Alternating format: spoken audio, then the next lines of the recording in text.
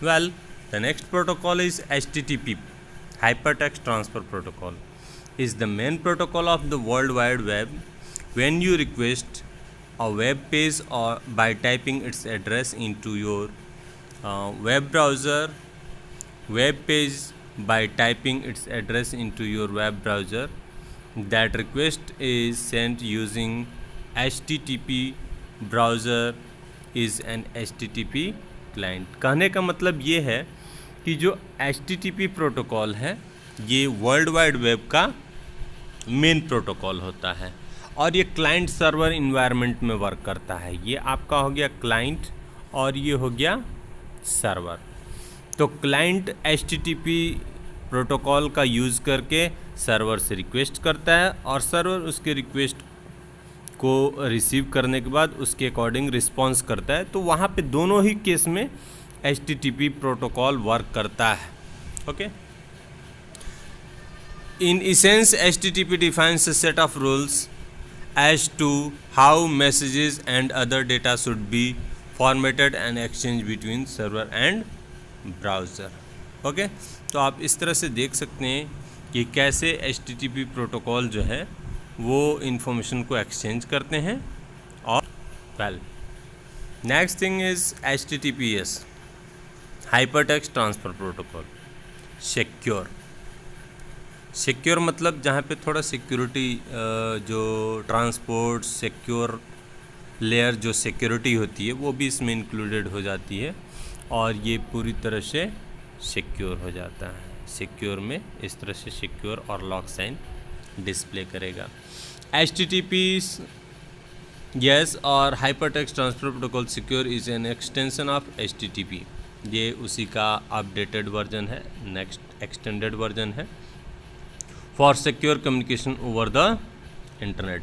This protocol uses TLS, Transport Layer Security, or SSL, Secure Socket Layer, to encrypt data to ensure the authentication of address, accessed websites, and protection of the privacy and integrity of the exchange data while making an online transaction. जैसा कि आप जानते हैं कि internet का use करके बहुत सारे ऑनलाइन ट्रांजैक्शंस किए जाते हैं.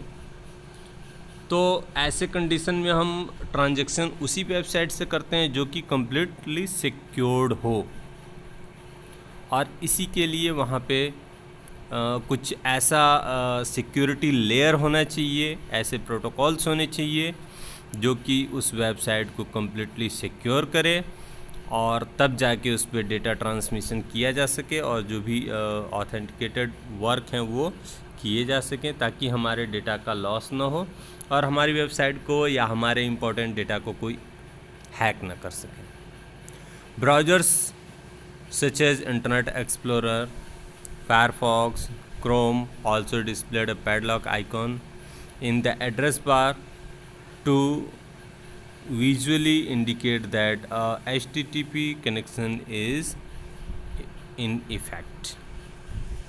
तो कुछ जो वेब ब्राउज़र्स हैं इसमें पैडलॉक आइकॉन होता है जो कि ये इंश्योर करता है कि आपकी वेबसाइट सिक्योर्ड है या नहीं. और वो सिक्योरिटी लेयर तभी डिस्प्ले करता है जब आपके कंप्यूटर में या आपके क्लाइंट प्रोग्राम में वो प्रोटोकॉल वर्क में हो. ओके. ना remote login and file transfer protocols. Remote logging का मतलब होता है ability of accessing the content of computer located at different location, जिसमें हम दूर से किसी दूसरे कंप्यूटर के अंदर की फाइलों को एक्सेस कर सकें from a remote site over a public और प्राइवेट नेटवर्क, चाहे वो पब्लिक नेटवर्क हो या फिर प्राइवेट नेटवर्क हो. This allows employees of an organisation to work offsite or an individual to gain access to his or her home computer and work with it even from a distance location. To secure the login process, some protocols are also used. Okay, इसमें कुछ protocols हैं जो कि आपको enable करते हैं कि आप फाइलों को क्या कर सकें, रिमोटली एक्सेस कर सकें। ठीक है, देखते हैं।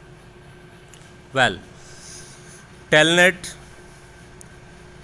Telecommunication network is contraction of the word telecommunication network and is one of the major network protocol used on the internet. It allows you to connect to the remote computers called hosts over a TCP/IP network such as the internet. यानी कि जो telnet होता है that is communication protocol and it is used for remotely access your computer by using TCP/IP protocol or means the network. The user's computer which initiates the connection is referred to as the local computer. जो users computer होते हैं उनको local computer कहते हैं। And the machine being connected to, और जिस machine से उनको कनेक्ट किया जाता है, which accept the connection is referred to as the remote और होस्ट कंप्यूटर। और जो जिस कंप्यूटर से हम उनको कनेक्ट करते हैं उसको रिमोट कंप्यूटर या फिर होस्ट कंप्यूटर कहते हैं। The remote computer can physically located in the next room, और जो रिमोट कंप्यूटर होता है वो नेक्स्ट रूम का मतलब है कि वो या तो दूसरे किसी रूम में हो या फिर किसी दूसरे शहर में हो या फिर कंट्री में हो, मतलब वो आपके नज़दीक नहीं होगा, वो कहीं दूर पे लोकेटेड होगा। A software called telnet client is used to make a connection to a telnet server. और एक सॉफ्टवेयर होता है जिसको टेलनेट क्लाइंट कहते हैं, जिसका यूज़ करके हम टेलनेट सर्वर से कनेक्ट होते हैं, जिसको रिमोट होस्ट बोलते हैं। Once your telnet client establishes a connection to the remote host, your client becomes a virtual terminal allowing you to communicate with the remote host from your computer. और अगर एक बार आपने client computer से remote computer या host computer में communication establish कर लिया तो वो एक वर्चुअल टर्मिनल की तरह वर्क करता है, और वो अलाउ करता है कि आप उसके कंप्यूटर को रिमोटली एक्सेस कर सकें। और वो इस तरह से बिहेव करेगा जैसे कि आप अपने कंप्यूटर में वर्क कर रहे हैं। आप यहाँ पे देख सकते हैं, ये local computer running the telnet client software है, और ये रिमोट कंप्यूटर है जो कि दूर है। टेलनेट प्रोटोकॉल दोनों जगह है, इसमें क्लाइंट है और इसमें सर्वर है, और ये इंटरनेट के हेल्प से कनेक्टेड है। Telnet requires the use of a user name and password. Telnet जो होती है, जो प्रोटोकॉल है, इसमें एक यूज़र नेम और एक पासवर्ड की ज़रूरत होती है, which means you need to have previously set up an account on the remote computer. इसका मतलब ये है कि आपको पहले अपना यूज़र नेम और अकाउंट क्रिएट करना होगा। In some cases however computer with telnet will allow guest to log on with restricted access. और कुछ कंडीशंस में जो टेलनेट होता है ये गेस्ट लॉगिन को कुछ रिस्ट्रिक्शंस के साथ अलाउ करता है कि आप उसको यूज़ कर सकते हैं। जैसे डिफरेंट अकाउंट्स होते हैं तो उनके लिए अलग अलग परमिशंस होते हैं, तो उन परमिशंस का यूज़ करके आप कुछ रिस्ट्रिक्टेड परमिशंस के साथ उनको एक्सेस कर सकते हैं।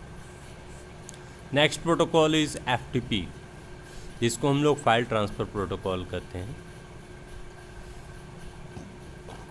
when you want to copy files between two computers that are on the same location, same network, often you can simply share a drive or folder and copy the files the same way you would copy files from one place to another on your own PC.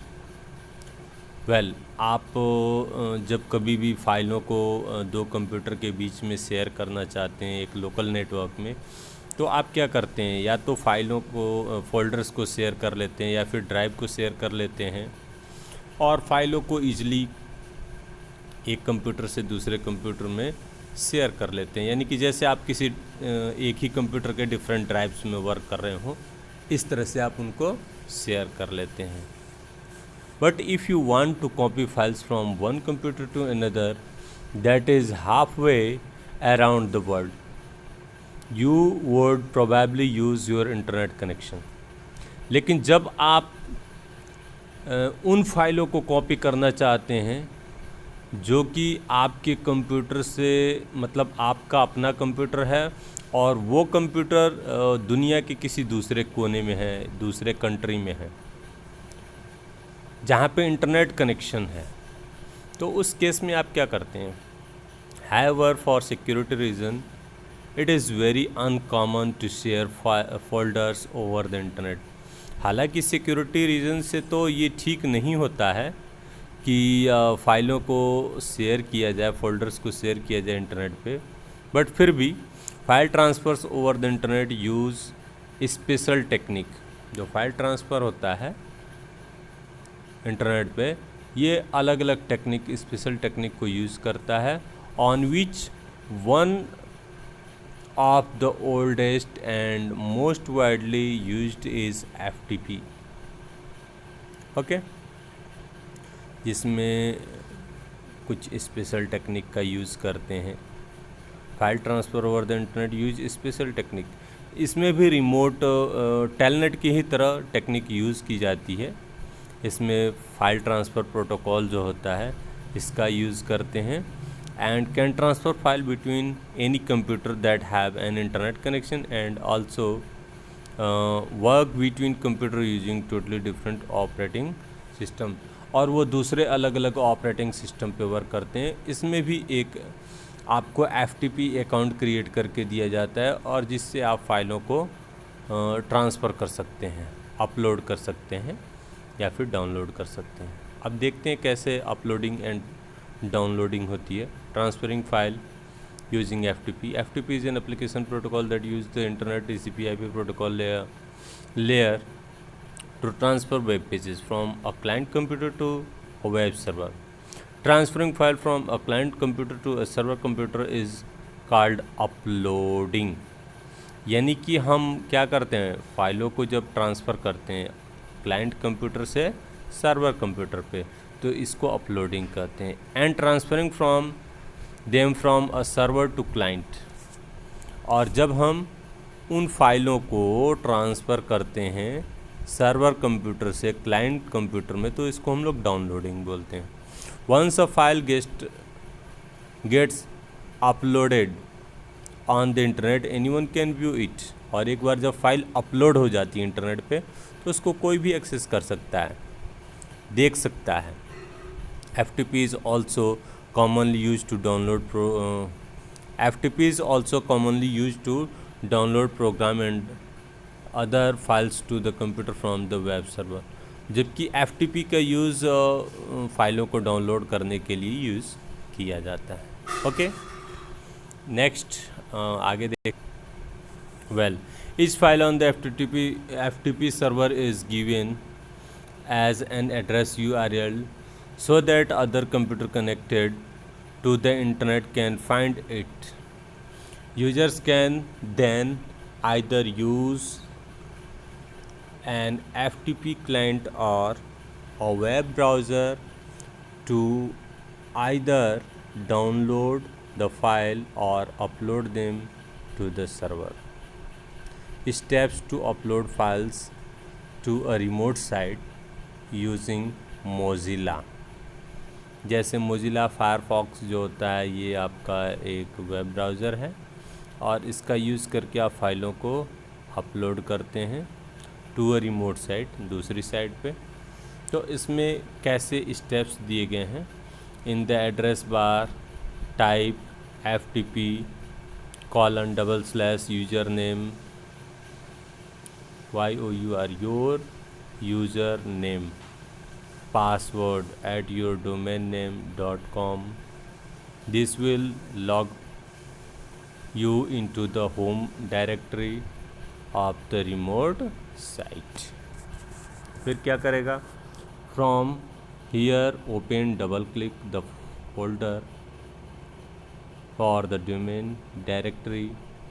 The folder will with the name of your domain to which you want to upload. Inside you will see any file already uploaded to the site. Home directory of the remote site, domain directory, ये home directory है और ये domain directory है। Okay, ये home directory है और ये domain directory है। Once in the domain directory open the folder on your computer with the file that you will be uploading, then simply click and drag the files from your computer into the domain directory.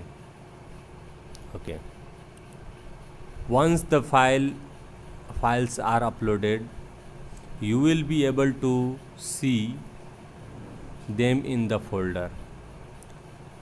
To log out, just enter another URL in the web browser और simply close the browser.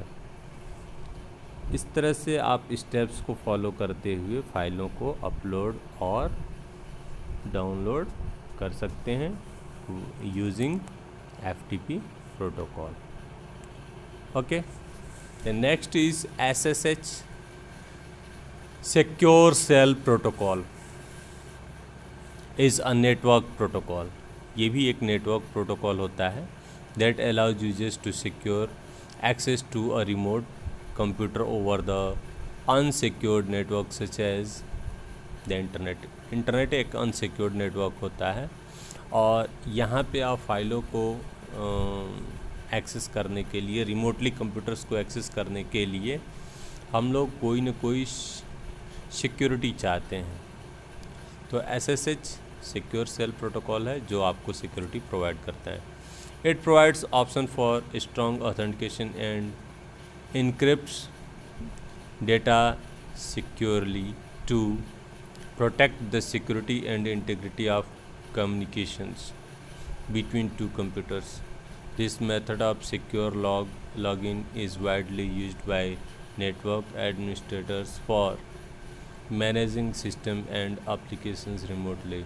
It allows them to log into another computer over the network, execute commands and move files from one computer to another computer. SSH is a secure alternative to the non-protected login protocol such as RLogin, Telnet, and insecure files transfer methods such as FTP. The SSH is based on the client-server model. While establishing an SSH connection, users need to connect the SSH client to the SSH server. तो SSH जो secured shell protocol है, ये आपको एक secured access method provide करता है जिससे कि आप कंप्यूटर्स को रिमोटली, और ये आपको एक ऑथेंटिकेशन, स्ट्रॉन्ग ऑथेंटिकेशन और जो डेटा इंक्रिप्शन की फैसिलिटी प्रोवाइड करता है जिससे कि डाटा आपका प्रोटेक्टेड हो और आप जो भी कम्युनिकेशन दो कंप्यूटर के बीच में कर रहे हैं वो काफ़ी सिक्योर हो. ओके, सो अभी इतना ही रखते हैं. Thank you.